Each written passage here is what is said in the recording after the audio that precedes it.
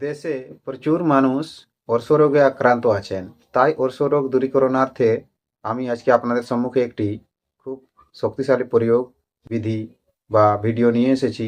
এই ভিডিও দেখলে আপনি অবশ্যই অর্শরোগের প্রতিকার খুঁজে পাবেন।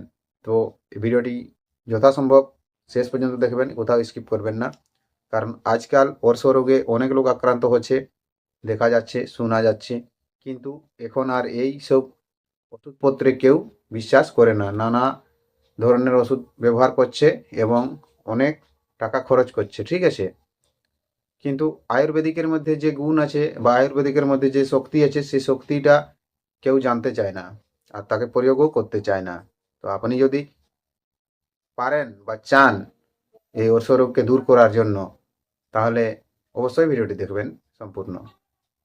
দেখুন, যেটা কম টাকায় খরচে হবে তাকে আপনি অনেক বড় করে তুলেছেন, সে টাকার পেছনে দৌড়ে দৌড়ে। এই জিনিসগুলো যদি নিয়মিত করতে পারেন, তাহলে আপনার অর্শরোগ খুব শীঘ্রই ভালো হয়ে যাবে।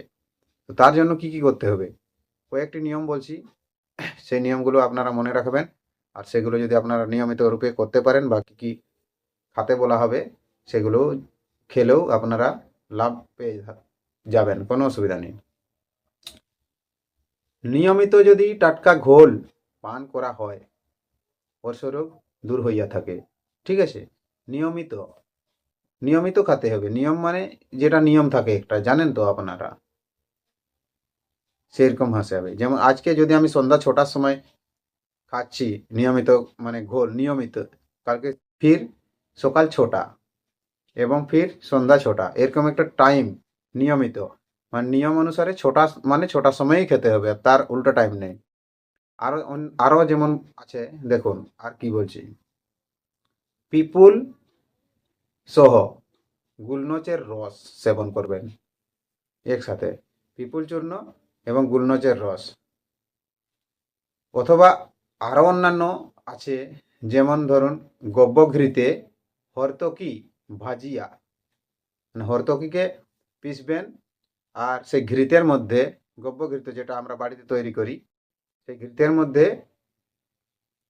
এই হর্তকির ভাজবেন, সেই ঘৃতে হর্তকি পাউডার করে নেবেন এবং সেই হর্তকিকে সেবন করবেন।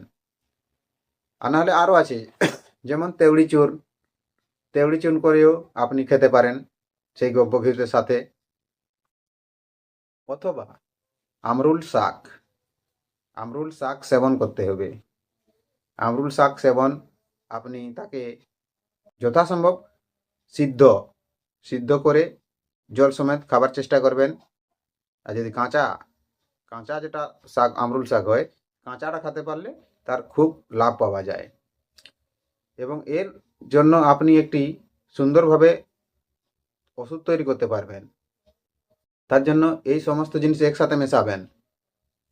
যেমন বললাম, পিপল চূর্ণ, গুলনচের রস, গব্যঘৃত, হর্তকি, তেওড়ি চূর্ণ, আমরুল শাক, এগুলোকে একটি মিশ্রণ করবেন আর অল্প মাত্রা নেবেন আর অল্প মাত্রায় খাবেন, নিয়মিত খাবেন। দেখবেন আপনার অর্শ, ভোগনন্দর বা কুষ্ঠ, এরকম অনেক ধরনের রোগ এগার দ্বারায় সারানো যায়। তো যথাসম্ভব আপনারা বুঝতে পেরেছেন। আর যদি কোথাও বুঝতে অসুবিধা হয়ে থাকে, নিচে কমেন্ট করবেন, আমি যথাসম্ভব আপনাদেরকে রিপ্লাই করব। আর যদি এরকম রোগে আক্রান্ত থাকেন, যোগাযোগ অবশ্যই করবেন। আরও অন্যান্য যদি রোগ থাকে, রক্তপিত্ত রোগ, বিসূচিকা রোগ, কুষ্ঠরোগ, বাত রোগ, নারীদের যে কোনো অন্যান্য সমস্যা নিয়ে অসুবিধা থাকে, তো যোগাযোগ করতে পারেন। তো ভিডিও ভালো লাগলে ভিডিওকে লাইক করবেন, চ্যানেলে প্রথমবার থাকলে চ্যানেলকে সাবস্ক্রাইব করবেন।